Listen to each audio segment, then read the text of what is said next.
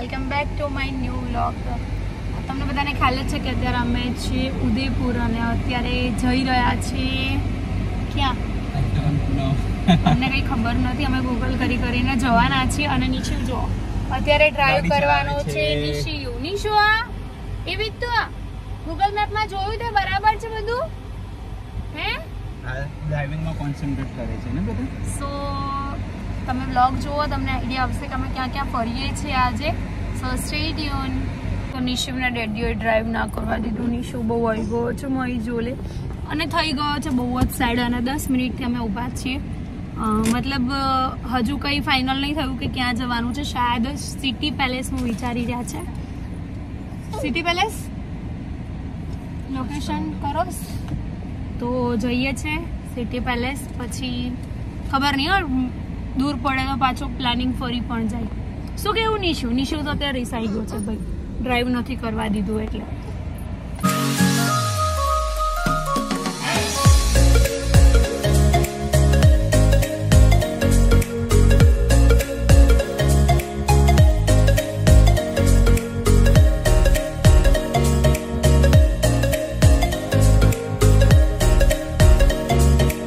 અત્યારે અમે લોકો જઈ રહ્યા છે કાર પાર્કિંગ માટે ટિકિટ લેવા માટે। સિટી પેલેસ જુઓ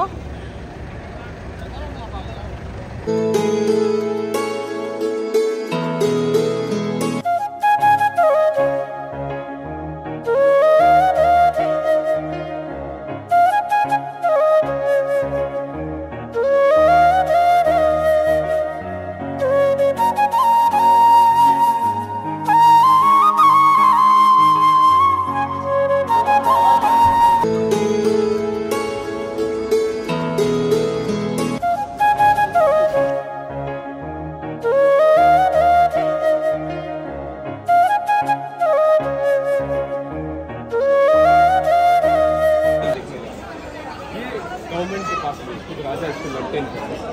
अब राजा इसको प्राइवेटली मेंटेन कर रहा है तो राजा का प्रॉपर्टी तो आप जितना ही पैसा पे करके सारा पैसा ट्रस्ट में जाता है। और अभी जो राजा है उनका पैलेस के ट्रस्टी है। 40% हिस्से में राजा रहते हैं, 60% हिस्से में खुद आपको दिखाने के लिए ओपन करते हैं। तो अभी जो हम लोग महल देखने जा रहे हैं इसको 2 भागों में डिवाइड किया गया है, मर्दाना जनाना। मर्दाना मतलब राजाओं का, जनाना मतलब रानियों का। तो सबसे पहले हम लोग मर्दाना पार्ट देखेंगे। एक और खास बात है कि आप जिस महल को देखने जा रहे हैं इस महल की शुरुआत महाराणा उदय सिंह से हुई थी, इसलिए शहर का नाम उदयपुर रखा गया। उदय सिंह जी के बेटे महाराणा प्रताप हुए और उदय सिंह जी की 22 पीढ़ियों ने इस महल का निर्माण किया। 400 साल लगे इस महल को बनने, यानी हर राजा ने अपना अपना कंट्रीब्यूशन योगदान दिया। अब बिल्डिंग को अलग अलग राजा ने बनाया, किसी ने पेंटिंग का काम किया, किसी ने कांच का काम किया, इस तरीके से। अब महल जो आप देखने जा रहे हैं इसको 2 भाग में डिवाइड किया है। अब 2 भाग कैसे हैं, मर्दाना और जनाना। मर्दाना यानी राजाओं का, जनाना यानी रानियों का। तो हम लोग मर्दाना महल से एंट्री करेंगे और जनाना महल यहाँ से बाहर आ जाएंगे। आ जाइए ये देखिए सब कवच है पहने हुए। तो देखने के बाद आप राणा प्रताप का स्टेचू देखिए। राणा प्रताप के हाथ में ओरिजिनल भाला है, उनका कवच है, 2 तलवारें हैं और इन हथियारों का वेट वो देखिए आपके पीछे लिखा हुआ है 35 किलो। सबका मिला इसमें भाला, डाल, तलवार, छोटे मोटे तीर कमान सब आ गए। फिर आप देखिए राणा प्रताप इस तरफ आइए, थोड़ा सा इधर आइए। यहाँ राणा प्रताप के घोड़े का एक स्टेचू बनाया गया। अब देखिए ये तो प्लास्टिक के घोड़े को नकली सूंड पहनाई जाती थी। अकबर की सेना में हाथी तलवार चलाते थे, राणा प्रताप ने घोड़े को सूंड लगा दी। हाथी देखकर सोचेगा हाथी का बच्चा है पार्टी। लेकिन जब राणा प्रताप ने हल्दी घाटी युद्ध किया था तो राणा प्रताप घोड़े को लेकर आगे बढ़े और हाथी ने घोड़े का पीछे वाला पैर काट दिया, क्योंकि 2 पैरों पर खड़ा हो गया था चित्रकोट। फिर राणा प्रताप अपने घोड़े को बचाने के लिए युद्ध से निकले। राणा प्रताप का सेनापति राणा प्रताप का ताज पहनकर युद्ध लड़ता है और घोड़ा दौड़ता हुआ जाता है। 22 फीट बनास नदी को एक ही जंप में पार कर जाता है और घोड़े चेतक की मृत्यु हो जाती है। इसी युद्ध में राणा प्रताप के छोटे भाई शक्ति सिंह अपना घोड़ा राणा प्रताप को देकर राणा की जान बचाते हैं। हल्दी घाटी युद्ध एक ही दिन का युद्ध था। सूर्योदय से शुरू हुआ, सूर्यास्त से खत्म हुआ। और युद्ध के बाद राणा प्रताप ने वचन लिया कि जब तक अपने महलों और किलों को आज़ाद नहीं कराएंगे, महलों में नहीं रहेंगे, सोने चांदी के बर्तन में खाना नहीं खाएंगे। तो ये राणा प्रताप का घोड़ा भी फेमस हुआ और राणा प्रताप भी फेमस हुआ। और ये वो राजा हुए हिंदू राजा जिन्होंने कभी किसी मुगल के सामने दोस्ती नहीं की, अपने बहन बेटों की शादी नहीं कराई। इसलिए सबसे ज़्यादा जो राजस्थान में फेमस स्टेट है वो मेवाड़ स्टेट है। तो इसको मेवाड़ कहते हैं, हम लोग मेवाड़ी लोग कहलाते हैं, मारवाड़ी नहीं, मेवाड़ी। अब आइए इस तरफ नॉर्मल हथियार नॉर्मल से दिखते हैं, राजा महाराजा के हथियारों के ऊपर गोल्ड सिल्वर या हाथी दांत लगा होता है, थोड़ा सा डेकोरेट किया जाता है, तो उससे आपको थोड़ा डिफरेंट लगेगा। ये तो नॉर्मल से नहीं दिख रहे। आइए अंदर आइए।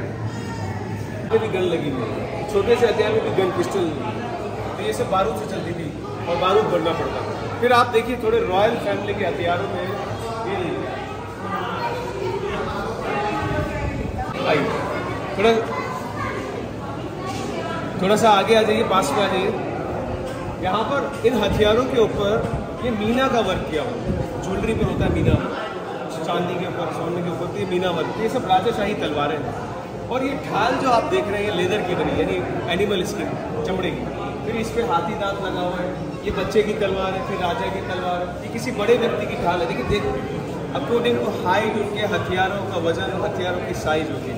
ये देखिए ये भी सारे ओरिजिनल हथियार हैं। फिर ये राजा की बंदूक पे सारा गोल्ड का काम किया हुआ दिख रहा है आपको, चमकता हुआ। फिर आप पीछे देखिए,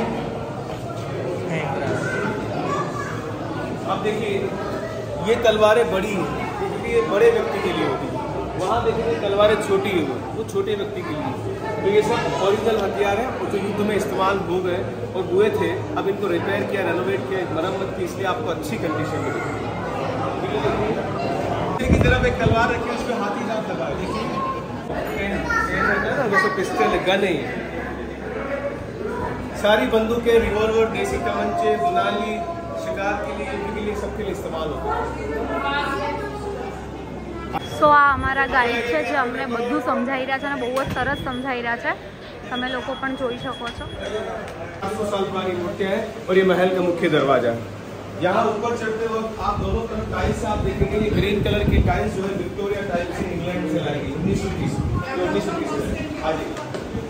सबसे पहली बात, जैसा कि मैंने आपको कहा कि आप मेवाड़ क्षेत्र में आए, मेवाड़ में उदयपुर से पहले राजधानी चित्तौड़गढ़ और कुंभलगढ़ हुआ करती थी।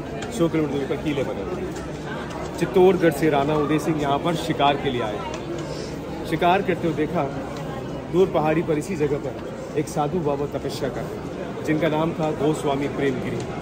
तो वही साधु बाबा हैं जिनके आशीर्वाद से राणा उदय सिंह जी ने इस महल का निर्माण किया। कब? 1559 ईस्वी में। अब सबसे पहले हम लोग यहाँ साधु बाबा के दर्शन करेंगे। भीड़ तो आप देख ही रहे, भीड़ में चल रहा है, तो अपने बच्चे छोटे हो तो साथ में रखिएगा और बाकी बड़े भी साधु, क्योंकि जैसे जैसे हम लोग अंदर जाएंगे आपको ऐसा लगेगा कि दरवाजे और रास्ते छोटे होते जा रहे हैं। उसके पीछे भी कारण होते हैं कि दरवाजे रास्ते छोटे क्यों बनाए गए। तो आइए हम लोग गोस्वामी प्रेमगिरी जी के दर्शन करेंगे। और एक और बात मैं आपको बताना चाहूँगा कि उदय सिंह जी के ही बड़े भाई का नाम था भोजराज, उनकी पत्नी का नाम था मीराबाई। तो मीराबाई का ससुराल कह सकते हैं मेवाड़ को आप। आइए, नीचे जो आपने मंदिर देखा था ब्लैक कलर का स्टेचू था बाबा गोस्वामी प्रेमगिरी का, उस मंदिर के ऊपर कोई चल ना सके इसलिए पत्थर को रखा गया है। सिंगल पत्थर है, जॉइंट नहीं है। इसको लक्खू कुंड कहते हैं, यानी 1 लाख चांदी के सिक्के भरने वाला कुंड। अब इन 1 लाख सिक्कों में से 25,000 गरीबों में बांटते थे, 75,000 बचा लेते थे मंदिर निर्माण के लिए। ये सिंगल पत्थर जॉइंट नहीं, लेकिन 90% लोग इसको बांटकर भवन कुंड समझ के चले जाते हैं। तो ये लक्खू कुंड है। अब हम लोग यहाँ से होते हुए वहाँ पर जाएंगे। देखिए आगे जाते जाते रास्ता बिल्कुल छोटा छोटा हो रहा है, ठीक है। तो आप सिर्फ मेरे पीछे आइए। आप लंबे हैं और दरवाज़ा छोटा है, बाहर निकलने के लिए आपको सर झुका के बाहर निकलना है।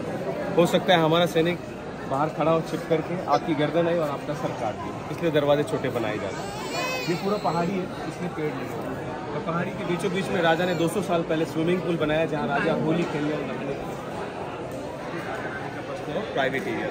आइए इस तरह से आइए, आगे आइए, आगे मैडम पास में रहना है, हाँ, क्योंकि नहीं तो पब्लिक आगे खड़ी हो जाएगी। थोड़ा सा उधर आप आइए, यहाँ तक आइए। आप जिस महल को देखने के लिए आए, ये महल ऊपर से देखने में ऐसा लगता है जहाज खड़ा लग रहा है, जहाज जैसा। 40% राजा के पास है। ये देखिए इतना बड़ा 40% यहाँ राजा रहते हैं। ये होटल शिव निवास, ये क्रिस्टल गैलरी है। 60% म्यूजियम बना दिया। आप और हम लोग यहाँ पर अंदर मिले, यहाँ से हम लोग चलते चलते हथियार देखते देखते यहाँ ऊपर आ गए। तो ये वो पेड़ वाली जगह जो आप देख रहे हैं, ये सबसे लास्ट कॉर्नर है। महल ऐसे बढ़ेगा, यानी ऐसे जाएगा महल। तो अभी हम लोग यहाँ पर हैं और ये पूरा 60% है। दूसरी बात, जिस महल को आप देखने के लिए ये सर्दियों में रहने के लिए इस्तेमाल करते हैं। पानी के बीच में महल बनाया, गर्मियों में रहने वाला भी होटल ताज लेक पैलेस बन गया। पहाड़ी पर बारिश में रहने के लिए महल बनाया, किला सज्जनगढ़ कहते हैं इसको, मानसून पैलेस भी कहते हैं। तो सर्दी, गर्मी और बारिश। और महल के पीछे झील बनी है, इसलिए पिछोला झील कहते हैं। तो जितनी भी झीलें सारी बनाई गई आर्टिफिशियल है, नेचुरल नहीं है। और ये सब बारिश का पानी है। अब हम लोग फाइनली सबसे टॉप पर जा रहे हैं, जहाँ से आप सबसे ऊंचाई से शहर का व्यू देखेंगे, झील का व्यू देखेंगे। लेकिन उससे पहले इस महल का सबसे खूबसूरत बेडरूम देखने जा रहे हैं, शीश महल। तब आपको पता चल गया ना पेड़ कहाँ से आए। हम पहाड़ी डूंगर पे खड़े हुए हैं, आइए। कर ही रहा है आगे।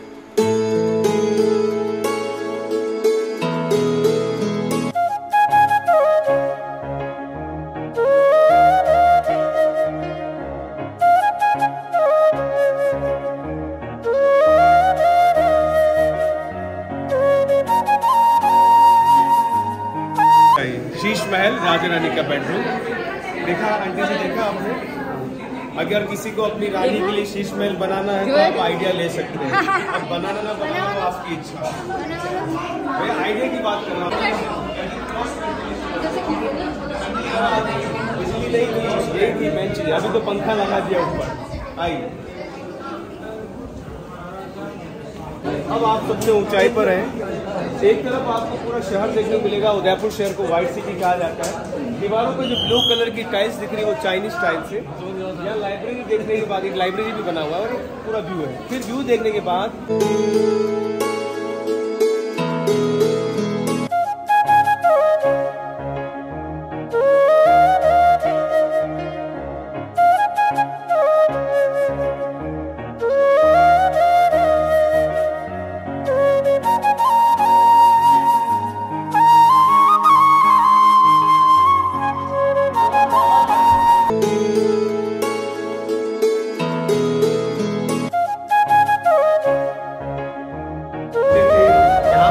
रानियों के साथ समय बिताएंगे। यानी अगर राजा रानी टाइम स्पेंड करना तो कहाँ करेंगे? कि वो जगह है जिसको मोती महल है। तो मोती महल में राजा करण सिंह राजा के साथ टाइम स्पेंड करते। दासियां उनके लिए पंखा चलाती, डोरी वाला। देखिए डोरी वाला ऑरेंज कलर का कपड़ा लगा हुआ है। फिर राजा ने मोती महल बनाया अपनी रानियों के लिए। इस तरफ और सुविधा थी। आप ये देख रहे हैं पूरा हिस्सा राजा भीम सिंह जी का महल है। इसको भीम विलास कहते हैं। यहाँ बैठ के राजा पान खाते, हुक्का पीते, रानियों के साथ गेम खेलते, झूला झूलते। एक समय पर एक रानी अलाउ होती है क्योंकि राजा भीम सिंह के 16 रानियाँ थी और अगर 16 रानी एक साथ आएगी तो महाभारत हो जाएगी। तो इसलिए एक समय में एक रानी को बुलाते हैं। 16 रानी के लिए 16 विंडो भी है ताकि आपस में कोई झगड़ा ना करे। इसको निकलने 10-15 मिनट ही लग जाता है। तो 20-25 मिनट ज़्यादा हो जाता है।